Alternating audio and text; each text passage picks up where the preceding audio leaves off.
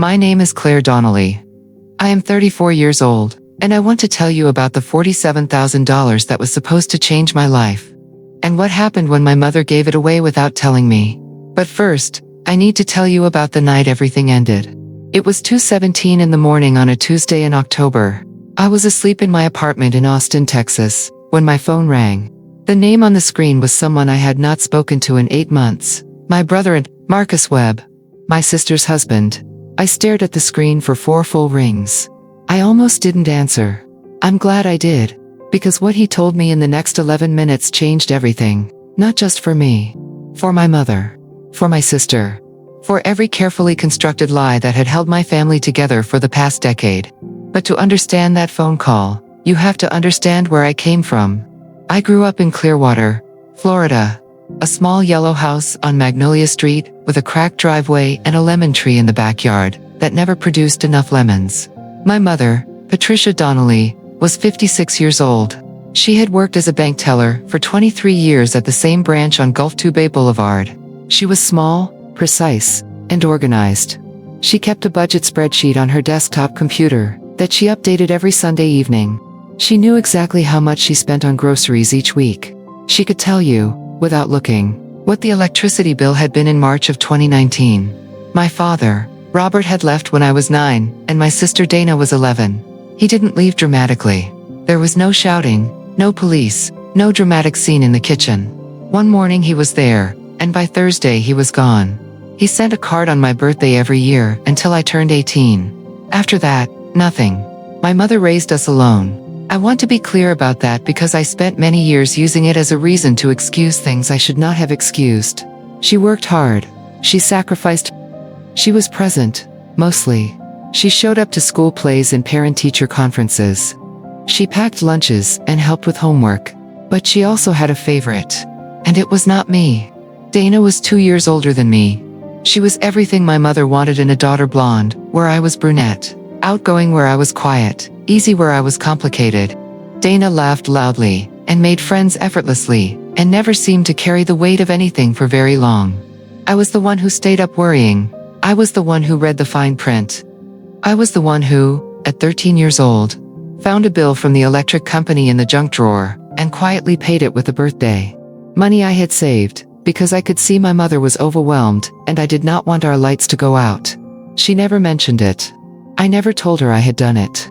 That was the dynamic of our household. Dana shone. I held things together quietly. My mother saw Dana shine. She did not often look at what was holding things up underneath. I don't say this with bitterness, at least, not anymore. I say it because context matters. Because you cannot understand what happened with the money without understanding the 22 years that came before it. The college fund was my grandmother's idea. Nana Ruth, my mother's mother, was 79 years old and lived alone in a 1-bedroom apartment in St. Petersburg. She had saved carefully her entire life. When I was in 8th grade, she called me on a Sunday afternoon and told me she had opened an account in my name, Claire Bear. She said she was the only one who called me that. I want you to have something that is just yours. Not your mother's, not your sister's, yours. I asked her why just me, and not Dana too. She was quiet for a moment. Then she said, Dana will be fine, sweetheart. Your mother will make sure of that.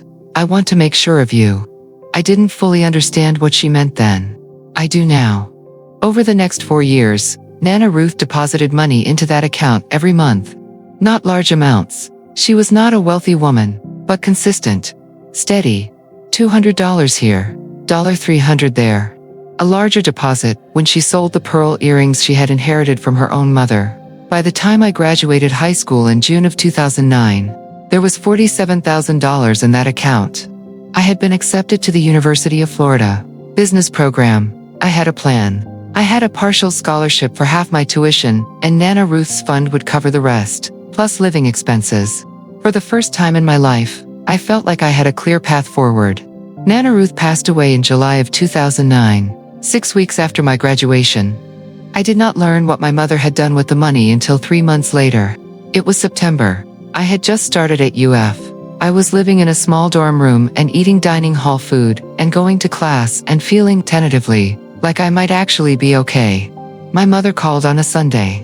We talked about nothing for a few minutes. the weather, my classes, whether I was eating enough vegetables. Then she said, almost as an aside, almost the way you might mention you had forgotten to buy milk, "Oh, by the way, Claire, I moved some money around this summer. The account your grandmother set up, I used it for Dana's situation." I did not understand at first. "What do you mean?" I said. "Dana and Marcus are buying a house," she said. "They needed a down payment. They were having trouble qualifying for the loan. I used the money from Nana Ruth's account. It just made sense. Dana really needed it." I sat on the edge of my dorm room bed for a long time after she said that. "Mom," I finally said, "that was my money." "Well," she said, and I could hear the slight shift in her voice, that particular tone she used when she had decided a conversation was over. "Your sister needs it more than you do, Claire. You have your scholarship. Dana doesn't have those advantages. I did what was best for the family. I want to tell you that I fought back. That I raised my voice. That I told her exactly what I thought. But I was 19 years old. I had just lost my grandmother. And I did not have the words yet for what had just been done to me. So I said okay. And I hung up the phone. And I sat in that dorm room for 2 hours staring at the wall. That was the moment I made a decision. I did not make it consciously. I did not sit down and write it out or tell anyone about it. It formed quietly, the way decisions sometimes do, in the space between what just happened and what you choose to do next. I decided I was not going to ask for anything from my mother ever again. Not help. Not money. Not validation. Not an apology. I was going to build my life entirely on my own. And one day, when everything I built was visible and undeniable, I was going to remember this moment. Not out of revenge. Not to punish anyone. Just so I would know exactly how far I had come. The next 4 years were the hardest of my life. Without Nana Ruth's fund, I was short. Not catastrophically. The scholarship covered tuition, but short enough that I had to work. And I did not work one job. For 4 years, from September 2009 to May 2013, I worked 3 jobs simultaneously. Monday and Wednesday mornings, 5 a.m. to 8 a.m. I stocked shelves at a grocery store 2 miles from campus. I rode my bike in the dark, because I could not afford a car. Tuesday and Thursday afternoons, I waitressed at a diner near the stadium. The tips were inconsistent. The hours were long. The cook was rude, and the manager was ruder. Weekends, I cleaned vacation rentals near the lake. Stripping beds, scrubbing bathrooms, mopping floors. $8 an hour, cash. I graduated in May 2013 with a degree in business administration, a 3.7 GPA, and $6,200 in savings. I did not invite my mother to graduation. I told her I had the date wrong when she asked. I said I had already returned my cap and gown, that she should not make the drive. She believed me, or pretended to believe me. I was never sure which. I sat in those bleachers with no family in the stands. And I watched them call my name, and I walked across that stage and I thought about a yellow house on Magnolia Street, and a lemon tree that never gave enough lemons, and a grandmother who had seen me when no one else did. And I said, quietly, to no one, "Okay, Nana Ruth, I made it." After graduation, I moved to Austin. Far enough from Florida to breathe. Close enough that I could not be accused of running. I got a job as a junior analyst at a commercial real estate firm called Whitmore & Associates. Salary, $44,000 a year. I spent most of my first year making spreadsheets and sitting in the back of conference rooms, taking notes that no one read. But I was good at it. The same instincts that had made me find that electric bill in the junk drawer at 13, the ability to see numbers clearly, to notice patterns, to stay calm when things were complicated, those instincts turned out to be worth something in real estate. By 2016, I was a senior analyst. By 2018, I was a project manager. By 2020, I had saved enough to buy my first investment property, a duplex in East Austin for $310,000. During all of this, I spoke to my mother perhaps once a month. Careful conversations, surface level. She told me about her garden, and her book club, and Dana's children, and Marcus's latest promotion. I listened. I responded appropriately. I gave nothing away. She did not know what I had built. I had told her I was in real estate and she had nodded and moved on. She never asked follow-up questions. She never did. About me. In June of 2023, my mother called on a Tuesday afternoon. This was unusual. She typically called Sunday mornings, after church. A Tuesday call meant something had happened. "Claire," she said, "I need to talk to you about something." I sat down. "It's about Dana," she said. "She and Marcus are behind on the mortgage. 3 months behind. The bank has sent letters. I was wondering if you might be able to help. Just a loan, not a gift. Dana would pay you back." I looked out my window at the Austin skyline. I had 4 investment properties by then. A retirement account. A 6-month emergency fund. A promotion to vice president, waiting for my signature. "Mom," I said, "do you remember the money Nana Ruth left me?" Silence. "The $47,000, I said. "That she saved her entire life and put in an account for me. Do you remember what you did with it?" "Claire, I'm not asking to be cruel," I said. "I'm genuinely asking if you remember." A long pause. "That was a long time ago. 14 years, I said. "I worked 3 jobs for 4 years to replace it. I never asked you for anything. I never said a word. But I'm saying something now." I heard her breath catch. "I'm not going to help," I said. "Not because I can't. Because I have already given this family everything I had once, and nobody noticed. I won't do it again." I hung up. She called back 4 times. I did not answer. 4 months passed. No calls from my mother. Nothing from Dana. My life continued. In August, I closed on my 4th property. In September, I was promoted to Vice President of Development. In October, I turned 34. No one in my family called on my birthday. I went to dinner alone at a restaurant I loved on South Congress, and I ordered the steak and a glass of good wine and sat by the window and thought about how far 34 felt from that dorm room. Pretty far, I decided. And then, at 2:17 in the morning on a Tuesday in October, my phone rang. Marcus Webb. I answered on the 4th ring. "Claire." His voice was tight. Like he had been holding something in for a long time, and was about to let it go. "Marcus, it's 2 in the morning. I know. I'm sorry. I didn't know who else to call." "What happened?" A long exhale. "I found something. In Dana's email. I wasn't snooping. I was looking for a contractor estimate she had forwarded me. And I found an email thread. Going back to 2009. Something cold moved through me. "Claire," he said. "Dana knew about your grandmother's money. She didn't just know your mother took it, she asked for it. There are emails from June 2009. Dana wrote to your mother and said, she and I wanted to buy a house but didn't have enough for a down payment. And your mother wrote back and said, I'll take care of it. I know where to get the money." The room was very quiet. "She knew it was mine," I said. "She knew," Marcus said. "And there's more. Your mother has been telling people, family, her church, friends, her book club, that you refused to help Dana when she was struggling, that you are selfish, that you have money and hoard it and don't care about family. She has been saying this for months, since you said no in June. And Dana has been backing her up." I did not speak. "I didn't know," Marcus said quietly. "About the down payment. I didn't know where the money came from. Dana told me her mother helped us. I had no idea it was yours. And the things they've been saying about you, I didn't know until I found the emails. Why are you telling me this?" A pause. "Because it's wrong. And because I have 2 daughters. And I would be devastated if anyone did this to them." Another pause. "You deserve to know the truth."